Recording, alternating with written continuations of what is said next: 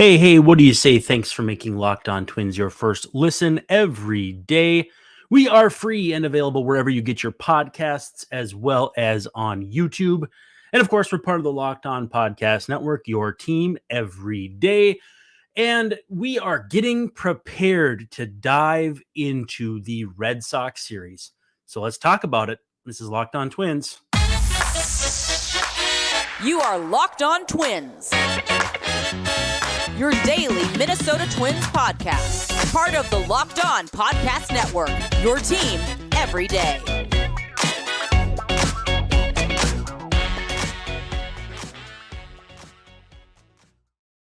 And welcome back to Locked On Twins. Again, I'm your host, Brandon Warren, and you are listening to us as part of the Locked On Podcast Network, your team every day.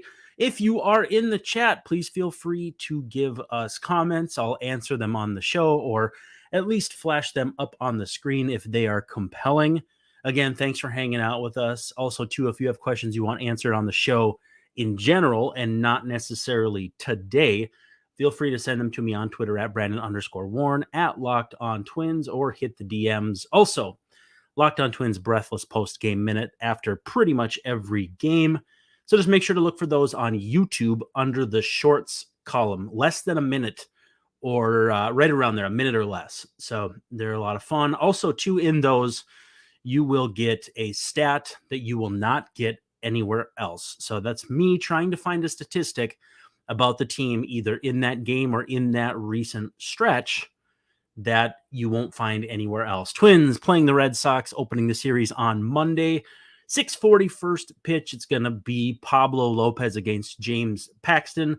Paxton returning to the scene of the crime where in 2018 on opening day, that eagle that was there for the flyover and everything caught a piece of him. So we'll see if he comes out with any sort of angst. But you can catch every pitch of the Twins hometown broadcast with Corey and Danny with SiriusXM on the SXM app. Just search Twins. So, Tigers series recap. Not exactly what you want to see. Team comes in ice cold, having lost 9 of their previous 10. And they come in and take 3 of 4 from your Twins. We keep trying to convince ourselves that the Twins are a good team. And I still think they're a good team playing poorly. Now, with that said, if a good team had played even marginally well, the Twins would be up more than just 2.5 games in the division and more than just 2.5 games on a team. That's 5 games under 500. Tigers, 10 games under 500, 5 games back. White Sox, 11 games under 500, only 5.5 back. Now, keep in mind, they are asking the White Sox about if they're going to be sellers here in the next 5-ish weeks. And they're saying not quite yet, not quite ready for that. 6.6% playoff division chance for the White Sox, according to FanGraphs. And that's actually higher than it was when the Twins went on their little run in 2017. So it's going to be interesting to see which teams buy and sell as we again have another season with expanded playoffs.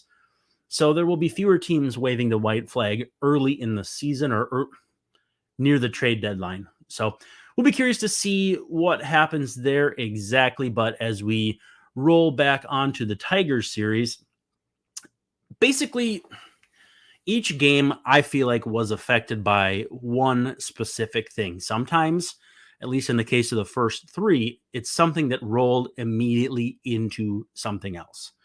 So Twins lose 8-4 on Thursday. Willie Castro attempts to take third base with 2 outs in the bottom of the 4th, going for that revenge game against the Tigers. Tries to stretch it out to 3, gets thrown out. Tigers come back, score 3 in the top half of the next inning, and take the lead and hold it the rest of the way. The next day, Friday, Donovan Solano thrown out at third. It says home in the box score, but other words, there was just some miscommunication between him and third base coach Tommy Watkins. Anyway, he gets hung out to dry. Twins end up missing opportunities And the Tigers put up a 5 spot in the next half inning, including what was not ruled an error, but an Edouard Julien, I'm going to say misplay at second base to start the inning. So Twins lose 7-1 on Friday. Saturday, Twins win 2-0. Zach Short gets absolutely hosed at the plate by Carlos Correa. Great throw from down the left field line. And so Miguel Cabrera doubles, which is a story unto itself based on how he moves. And Short gets thrown out at the plate. Twins come back to score the only 2 runs of the game in the bottom half, win that game 2-0 in a game that even that win didn't feel that good, if I can be candid. And then on Sunday, the finale, the one that is still fresh in our minds, the first 6 Twins reached against Alex Lang and friends. Actually, it was Alex Lang, and then in came Jason Foley, who gave up a single to Royce Lewis up the middle to drive home a run. I thought Solano probably could have scored there, but apparently there was some miscommunication on base running and that sort of thing. Anyway, so Alex Lang was a mess. Jason Foley comes in, and so Kyle Farmer flies to left. Joey Gallo strikes out swinging, and then Byron Buxton comes in, pinch hitting for Christian Vasquez, which again makes a ton of sense, and then strikes out looking. So Twins come back from 6-1 to 6-4, bases loaded, and they do basically what they've done all season long with the bases chucked. Then Twins absolutely punchless in the 9th against Foley, including 2 looking strikeouts, 14 strikeouts looking in the series, which is a number that is almost too big to comprehend. But such is life. Let's give some love to Jordan Balazovic, or Balazovic. I keep screwing that name up. I've been calling him Balazovic for years. We'll call him Balazovic because I think that's close. 3 2/3 innings, he faces 11 hitters, gets 9 outs, a couple of hits, a walk, and a pair of strikeouts. But in general, I think, we were keeping expectations kind of low just because he's had such a bumpy run in the minors the last year plus. I think that he did a great job. Got to give a lot of credit. Got to take your hat off to Balazovic, and just a great job. We'll see what role is the one he's going to be asked to do moving forward, because I think having him and Brent Hedrick on the roster at the same time is going to be tricky, because one of the other of those guys is going to be pressed into a role that is maybe a little higher leverage than they're ready. Although Hedrick was good in relief earlier in the season, so maybe he can push for some of the lefty innings that Giovanni Moran was pitching, and Moran can maybe push for more of a Thielbar-ish role, which again, not ideal. You'd much rather have Thielbar, but such is life. Let's run over some numbers though for the Twins in the Tiger series before we hit our first break. Twins hit a $190 in the 4-game series, 244 on base, 294 slugging percentage. So they had 24 hits, 9 of them go for extra bases, but this is the number that's going to stand out. 46 strikeouts in 4 games. So a strikeout percentage, I'm going to pull it up here just because I want to make sure that I have it correct. Twins hitters struck out 34.1% of the time. An absolutely astonishing once every 3 plate appearances and then some. Twins hit a couple homers. And again, 14 looking strikeouts. 46 strikeouts, 7 walks on offense, which is just absolutely atrocious. Byron Buxton goes 0 for the series, 0 for 13. If you want any indication of where Max Kepler's at, 3 plate appearances in the entire series. Everybody else is cold. Willie Castro had a nice revenge series, goes 4 for 10 with a couple of doubles, although granted, one of those was pretty costly. Donovan Solano goes 3 for 10, so he gets 300 with a couple of walks. And then every other Twin hit 231 or worse in the series, with That being Alex Kirilloff, 3 for 13, Carlos Correa, 3 for 15. So much so for talking about a Correa bounce back. And again, it's just a few games, but it certainly put some cold water on the fact that he was, in all caps, back. On the pitching side, not much to get excited about here. 5.25 ERA, 6.75 strikeouts per 9. So obviously, it's not hard to see statistically why the Twins couldn't match up with the Tigers. One positive, they didn't commit an error the whole series. But again, not much else to fall back on with this series. Twins have a chance, though, to get some retribution early next week. They'll be heading to Detroit after 4 against the Red Sox that starts Monday evening. Looks like the pitching matchups for Detroit, Varland, Lopez, Ober against Wentz, Olsen, and Lorenzen. So we'll see if anything changes there. Also, Twins going to Atlanta after that. So we've got 4 against Boston, which we'll break down here in just a second, but can't get too far ahead of ourselves. Twins are 3-3 on the homestand with 4 to go. Not ideal. Certainly, I think a lot of us wanted to expect them to win 6 or maybe even 7. If it's going to be 7, they're going to have to sweep the Red Sox. Red Sox, not exactly the Red Sox of old, but they've been decent in June. Let's talk about our friends at eBay Motors. eBay Motors, a fine sponsor of ours. If you want to be part of a championship team, it's all about making sure every player is a perfect fit. The same thing is applicable when it comes to your vehicle. Every part needs to fit just right. So next time you need parts and accessories, head to eBay Motors. With eBay Guaranteed Fit, you can be sure every part you need fits right the first time around. Just add your ride to My Garage and look for the green check to know the part will fit, or you get your money back, because just like in sports, confidence is the name of the game when you shop on eBay Motors. And with over 122 million, that's not a misprint, parts to choose from, you'll be back in the game in no time. After all, it's easy to bring home a win when the right parts are guaranteed. Get the right parts, the right fit, and the right prices on ebaymotors.com. Let's ride. eBay Guaranteed Fit only available to U.S. customers. Eligible items only. Exclusions apply. All right, let's get to the next spot here. We're going into the bullpen. Thanks for making Locked On Twins your first listen every day. And if you're an everydayer, make sure to check back. Our special guest on Tuesday is none other than former Twins outfielder Matt Lawton. So we're going to have some fun there. If you have some questions for him as well, feel free to shoot those over on the Twitter machine, and we will make sure to ask him. But have a lot of fun asking him about the late 90s, early 2000s, and that sort of thing, playing for TK. Never got to play for Gardy, but he did have Gardy as the third base coach. So probably will have some good Gardy stories as well. But again, part of the group that saved baseball in Minnesota in the early 2000s. So we'll have a lot of fun talking to Matt Lawton on Tuesday.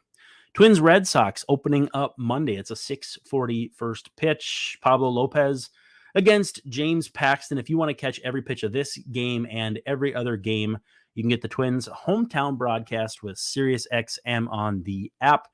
It's the SXM app, and just search for Twins. So it's Lopez, Paxton to open the series, Bailey Ober and Cutter Crawford. Wednesday, Sonny Gray and Garrett Whitlock. And to bring things full circle, Thursday, Joe Ryan against Corey Kluber. So not exactly your older brother's Red Sox. It has not been the greatest of seasons for them as we catch them. They're 37-35. They're in 5th place, so dead last in the East. And again, last place in the East would be first place in the Central. So you've heard that. Like it, love it, learn to hate it, whatever. But Red Sox offense has been clicking for the most part pretty good this season.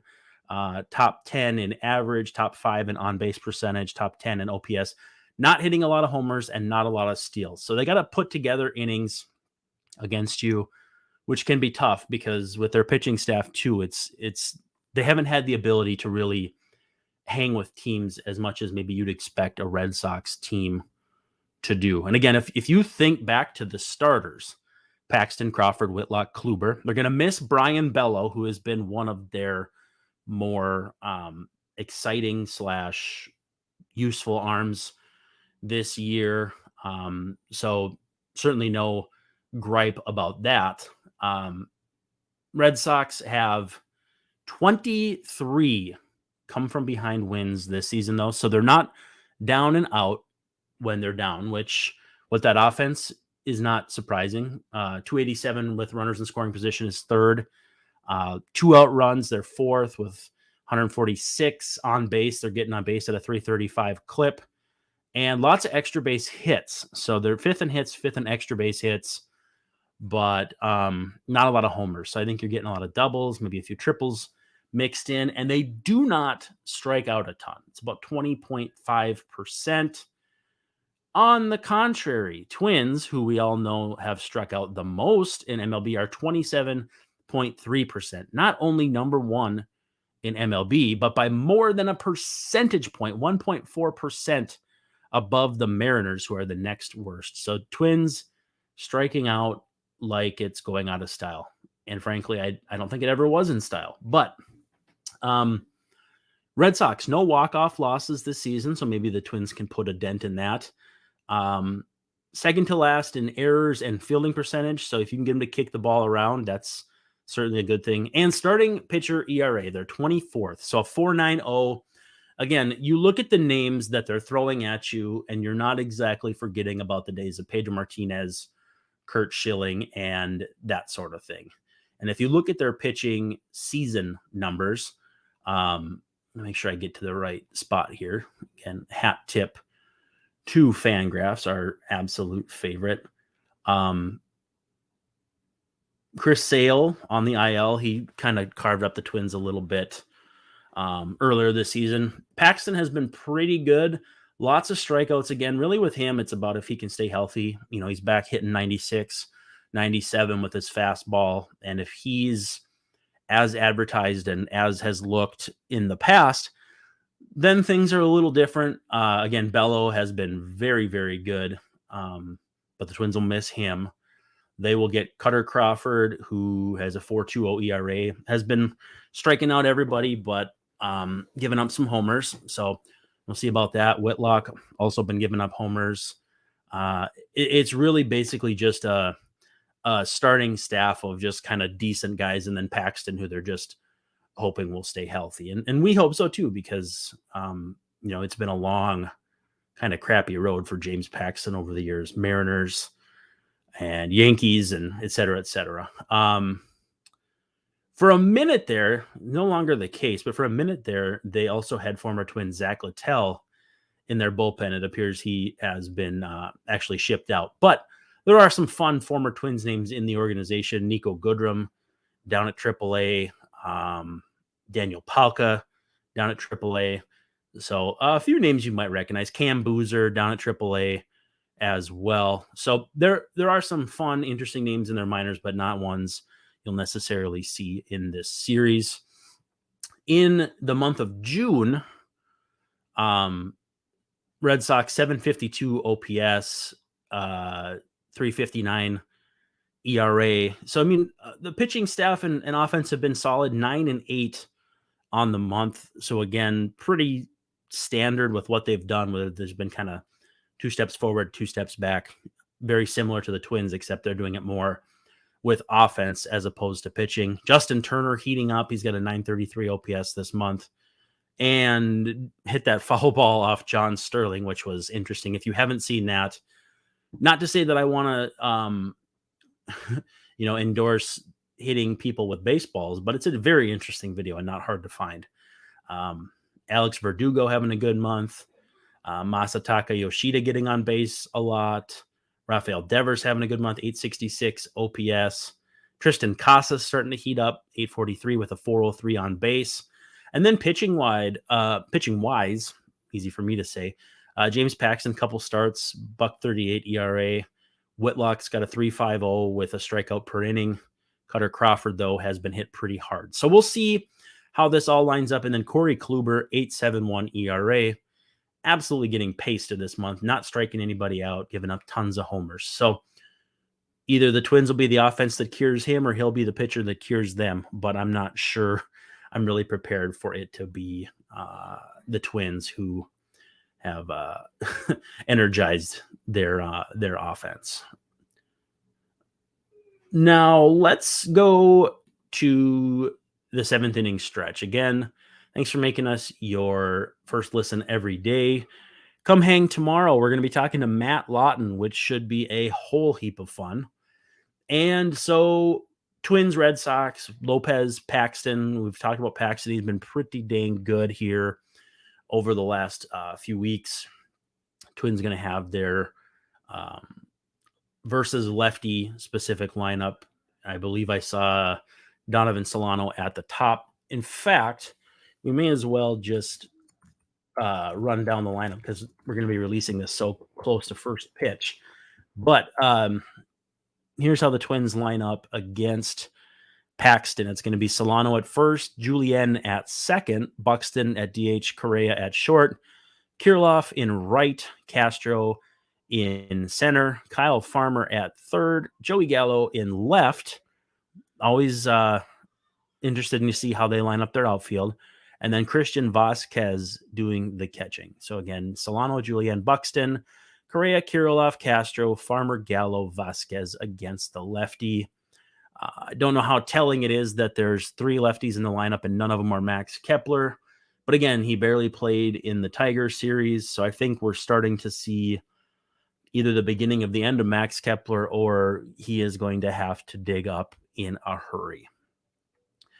Jorge Lopez going on the IL restricted list and then IL with mental health, a mental health break, a mental health condition. Obviously, I don't want to speculate too much on what's going on, but I do think there are some people who maybe owe him an apology for making references to him being mentally weak or mentally soft or being a head case. Again, we throw these things around. And it's not a joke. It's not something to be made fun of. You know, one of the sponsors on the show revolves around this. So be well, Jorge Lopez. Hopefully when you come back, you're 100% rip roaring, ready to go and feeling good. Baseball secondary at this point. So you just hope for the best for Lopez. In the meantime, the Twins will push on. But you just, again, hope for the best for the human. And then the baseball comes after that. Baseball comes secondary. Also, too, it looks as though Kenta Maeda is nearing a return, has worked as a starter here on his rehab. Kind of feels like maybe the beginning of the end of Louis Varland's run in the rotation here this time around. And that is probably where I get the sense they'll probably send Varland back to St. Paul and have the rotation spot, but they could do some things in the bullpen too, with both Hedrick and Balazovic out there. So we'll see what happens. Hoping for the best. Ryan Linderholm in the chat saying he's praying for Jorge Lopez. Yeah. You just hope for the best and hopefully he can come back and play baseball in a way that fulfills him mentally, which is very, very important. Ryan also says he thinks Buxton should have took a rehab in St. Paul as he's not seeing the ball. Yeah, I mean, I'm not sure how that process or conversation goes between a player and a staff as far as if they're going on a rehab or not, because Max Kepler came back and struggled. And granted, he's struggled all season, so it's not really an anomaly there. But yeah, it's he's not seeing the ball. He also, though, had that stretch where he ran into, I think it was Romy Gonzalez, the infielder for the White Sox, and then had like a 1 for 20 or whatever after. If I'm not mistaken, it was the Yankees series, and then just kind of turned it back on. So we'll see. I'm hopeful, maybe he can, rip a 96-mile-an-hour fastball from Paxton into the left field bleachers and kind of go from there. I think it's going to take one swing to get him back on track. I thought that swing might have come in Sunday's game. He hit a ball to right center field with pretty good exit velocity. It was fairly deep. And sometimes when a guy starts driving the ball and driving the ball the other way, you kind of sense that they're seeing it better. So hopefully that's the case. Hopefully he's on his way back, but we'll hold our breath until then. E-Man wants to know, do you think Miranda should be back up in the big since he's had a pretty solid June? So yeah, I do. But if that's the case, you have to send down probably Royce Lewis, and I don't think they're ready to do that quite yet. Lewis has struggled of late. There's still that excitement level of when he's up, anything can happen.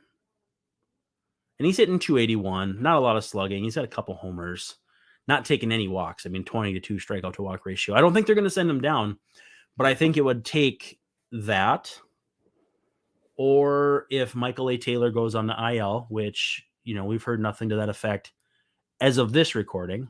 And again, we hope that, hope for the best after he got hit on the back of the head, missed the helmet altogether, which is such a weird thing to see happen. But it's a place that's not protected on players. And so it's, again, always possible.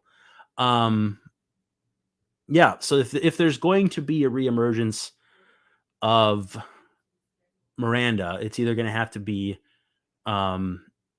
Lewis going down, which I'm sure they're not close to, or Michael A. Taylor going the IL. And if he does, I don't know. I think the outcry for Wallner will be higher, or Celestino, who's now healthy, and they need, if they decide they need a backup in center, which, Max Kepler apparently doesn't want to play there. Is Joey Gallo enough of a backup? Should Willie Castro be starting? Honestly, a lot of questions. So if they're going to bring up a hitter, it's going to probably be in response to whatever happens with Michael A. Taylor, most likely, which as of this recording, we have not seen yet. What else have we got here from the chat? Bob wants to cut Kepler now. Once everyone's healthy, and again, knock on wood, we've been saying that all year and it hasn't happened. Maybe that's it. I think that's certainly a possibility, but I don't think they're quite there yet, but I don't think they're as far off as maybe we had expected. Besides, I want to start a new trend. Every regular episode we do, I want to do an old friend update. I know we have a listener named Jimmy who loves keeping up with where the Twins old players go, and I've owed him an article on it for a long time. In the meantime, we will do an appetizer. We will do a dessert. We will do a sampling with Kyle Gibson. So if you are not aware, he's basically, to call him the number one for the Orioles is probably premature, but he's listed at the top of their depth chart. He's having a very, very, very Kyle Gibson-like season, with the O's, 3.94 ERA, 3.81 FIP in 89 innings. Not really striking anybody out. His breaking ball is a sweeper. We all knew it as a slider in his Twins era before a sweeper became a pitch classification. So I would suspect it's probably more along the lines of that pitch always broke a little more like that than he's actually gotten rid of it, because it says 0% on the slider, which that pitch was good enough. I don't think he would subtract it. He's not throwing as many sinkers, which is interesting because his ground ball rate is a career low 44.1%.